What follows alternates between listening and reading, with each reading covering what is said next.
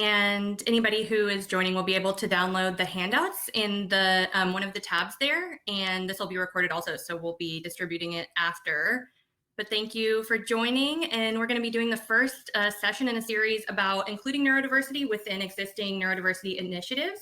This session is going to be a beginning to your inclusion and is going to kind of be a foundational overview.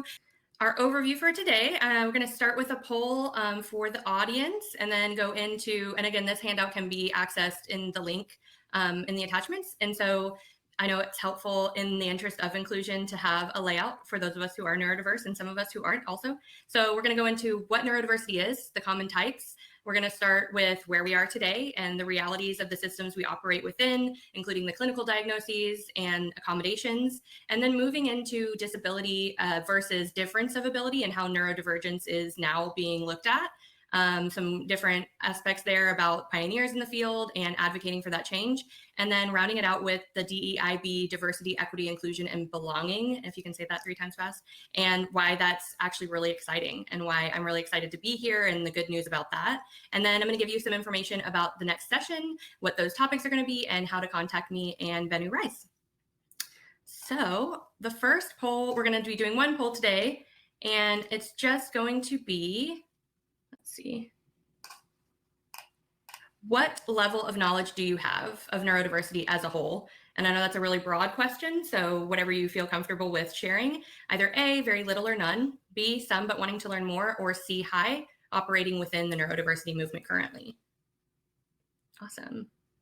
B. So this particular series is geared towards the A and B. I know some of you who are watching either in the recording or going to be joining have a lot of knowledge of neurodiversity and even work in the space. And so it's a very foundational and basic beginning level knowledge. So I'm really excited to start and share with you. Thank you for participating. All right. So beginning with what is neurodiversity? The most common question I get when I say that's what I do. It's a few different things. We're going to be talking about it in the context of the movement to transition from the common known disability structure into the ideology that variations in the human brain are part of a standard variation. They're innately encompassing of different barriers and strengths and a different set of abilities than we've often looked at within especially organizational culture. So those terms are interchangeable: neurodiversity, neurodivergence, neurovariance, and those all refer to common variations in the human brain, usually in the context of sociability, learning, attention, and even mood and other mental functions. So those perceived variations, and perceived is a really important word we're going to get into later, of cognitive, affectual, and sensory functioning are differing from the majority of the general population. And that predominant neurotype that we refer to as neurotypical is just the majority of the population and how that's set up currently.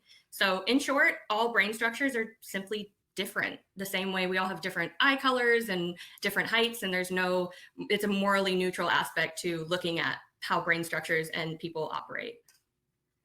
A better way to say it, or a really good simplistic way to say it, is that neurodiversity refers to how different brains learn differently. It describes the highly diverse ways in which students learn, think, and process information. And students can be interchangeable for employees or individuals, just that people learn, think, and process, and I would add to that, communicate and present differently as well.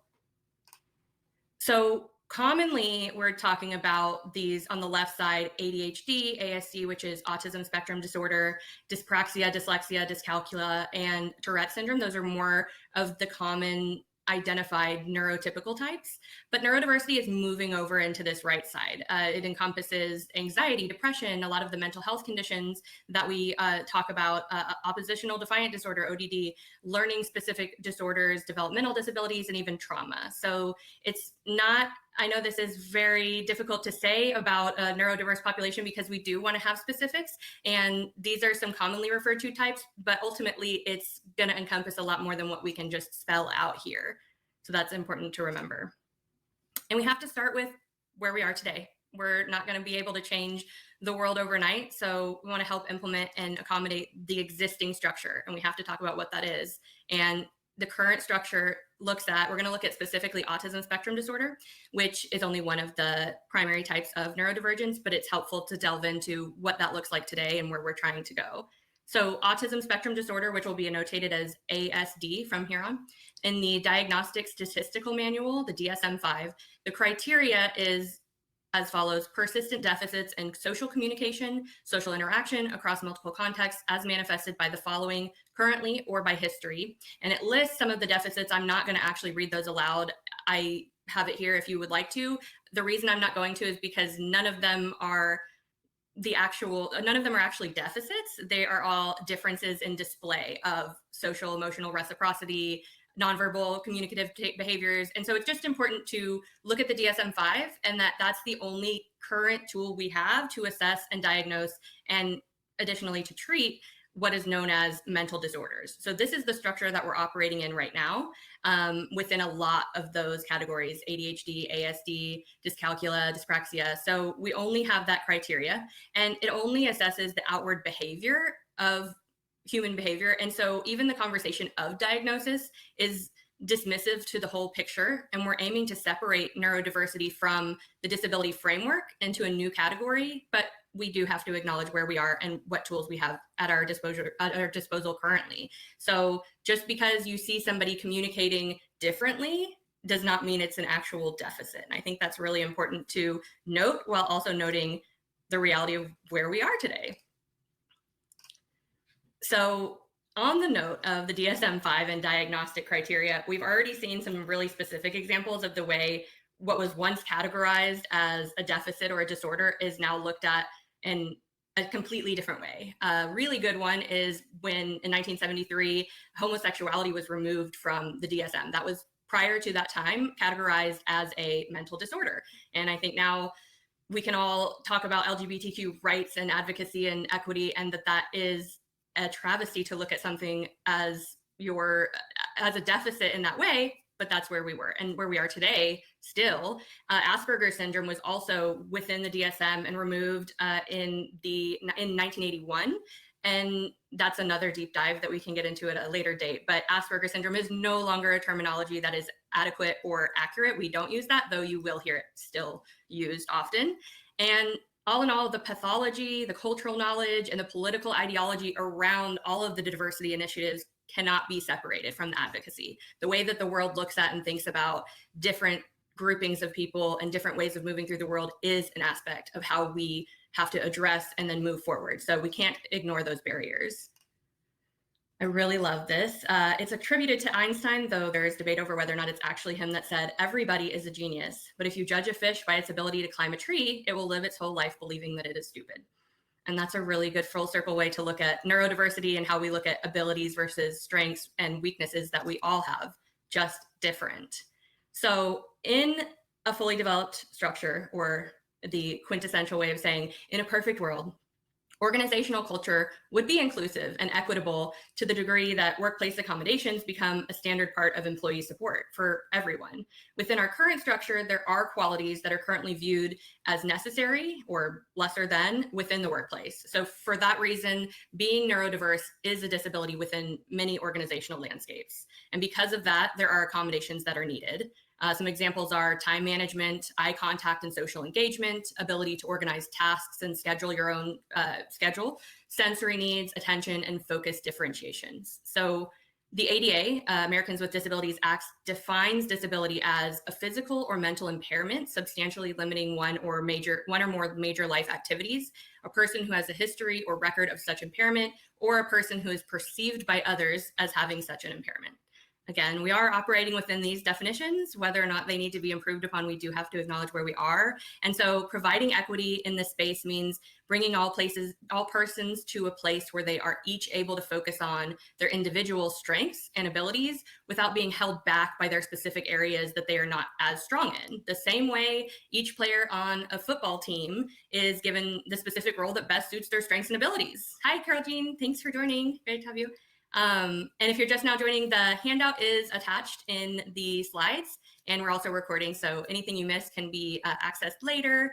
And yeah, so on the note of accommodations, it is the same concept as we don't say to a quarterback that they're not as good at catching as they are at throwing. That's their strength, and they might not be as good at something in the other parts of the team. So in a time when neurodiverse people are 80% in some research, depending on the category that you're looking at, more likely to be or underemployed, it's clear we still have to acknowledge these barriers within the common organizational structure. So when we're moving from disability into difference of ability, there's a few components there. And I really like to start with what's called Einstein syndrome, or as we know now, based on the category of the DSM, autism spectrum disorder may just be what Einstein syndrome is. This is a condition, and it's not in the DSM. It's more of a colloquial terminology that if a child experiences a late onset of language or late language emergence, and they also demonstrate giftedness in other areas of analytical thinking, a child with Einstein syndrome will eventually speak with no issues, but remains ahead of the curve in other areas. So it was named after Einstein, who, according to most, this says some, but most biographers, was a late talker, didn't speak in full sentences till he was about 5 or 6, and was, I think, arguably one of the most impactful scientific contributors of his time. So it wasn't a stumbling block for him that he had these differences of communication. And it was coined by an American economist, Thomas Sowell, but basically that whole note on late talking can be a sign of what we consider autism spectrum disorder.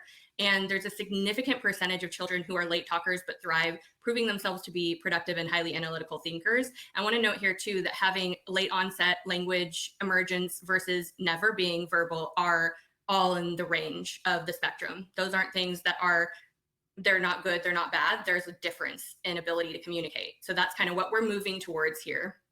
Within pioneers for neurodivergence, some of these people are openly diagnosed, and Charles Darwin was not at the time. The DSM was not in creation, but there are records that show, so starting with Bill Gates, he was considered incapable of learning and didn't finish. He was given an honorary degree from Harvard. He didn't actually finish at the university.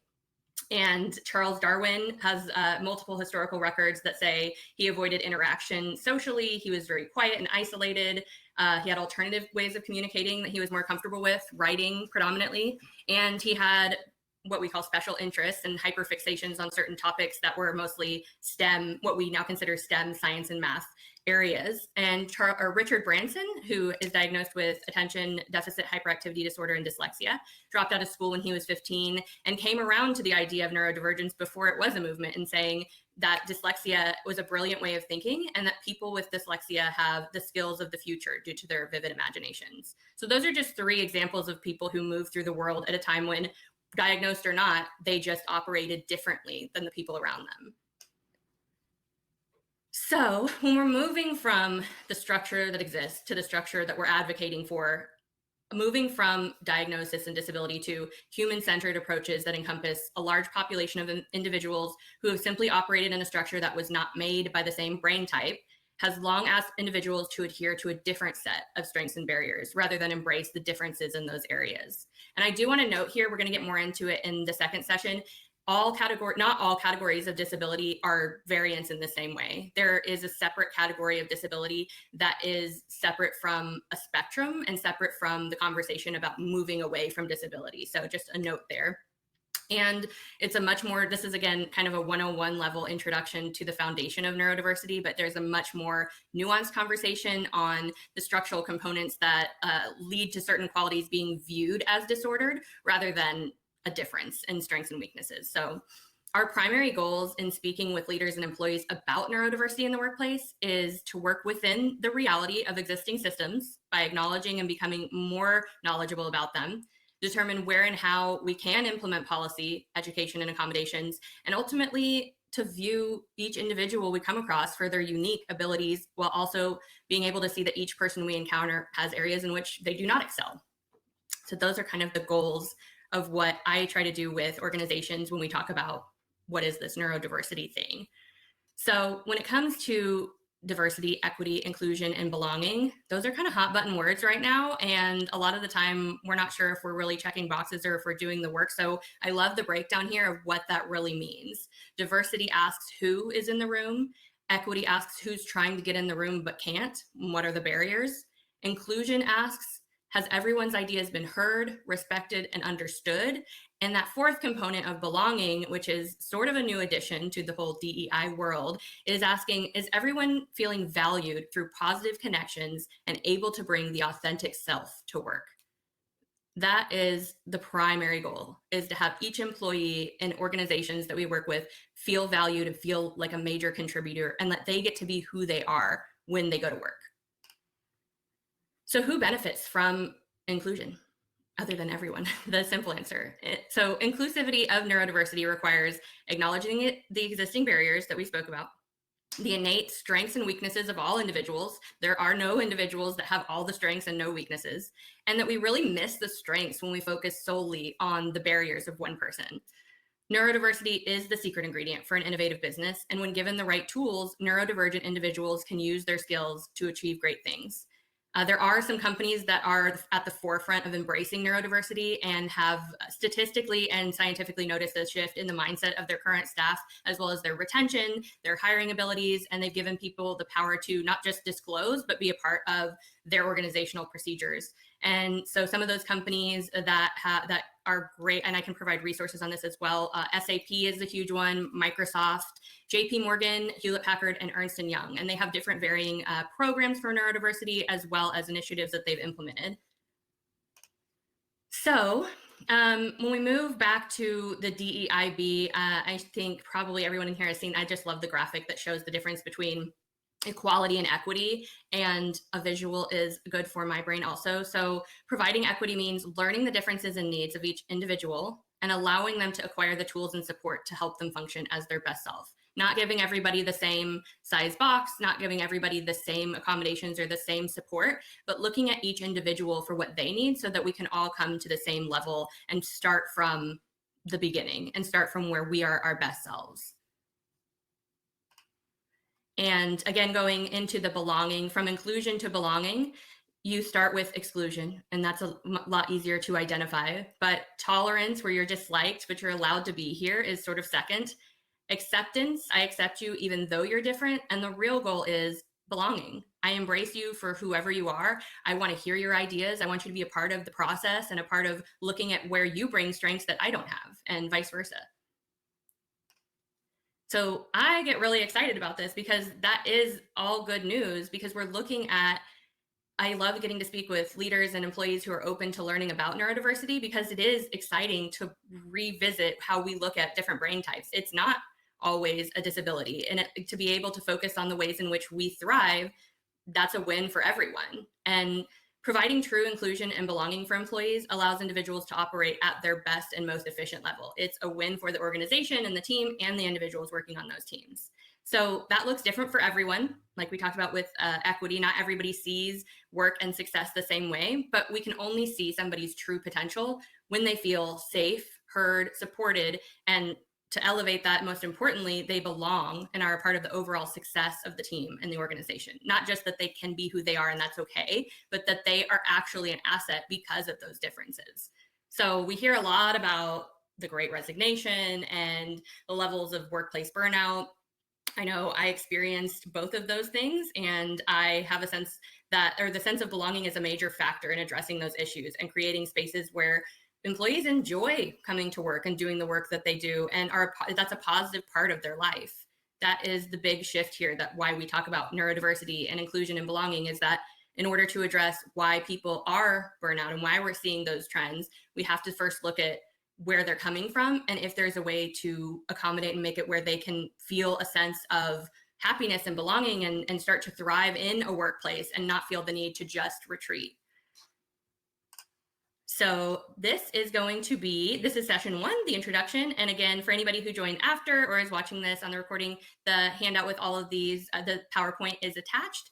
And session 2 is going to be some of the topics that will include the intersectionality in neurodiversity, mental health, which is the field that I came from initially, disability needs that we kind of alluded to that are outside variants that are within the disability model and should remain there, and other areas of diversity and ways in which they are intersectional with neurodiversity. And then we're going to look at more of the building of a specific toolbox of inclusivity and equity, learning style variances, all the way from attracting talent to having them in the workplace and continuing education, common workplace accommodations for neurodiversity, which, by the way, help a lot of people who are not identified or who are not neurodiverse, building a toolbox for inclusive leaders, and participation by the very people that we are talking about. Having neurodiverse people, if there's something we used to say in the peer support world, nothing about us without us. So when it comes to creating initiatives, whether that's diversity of race, gender, demographic, neurodivergence, disability, including the very people that you are trying to support is essential. and we will delve more into that in the second session. But yeah, so this is my contact and connect info. I love this quote by Brene Brown: "Connection, along with love and belonging, is why we are here. It is what gives us purpose and meaning to our lives." So I appreciate each and every one of you for watching and being here and getting to share everything. Thank you, Carol Jean. And this is my contact info. If anybody wants to jot that down, if you have any questions or comments, I am open to connect. And I'm really appreciative of everybody being here.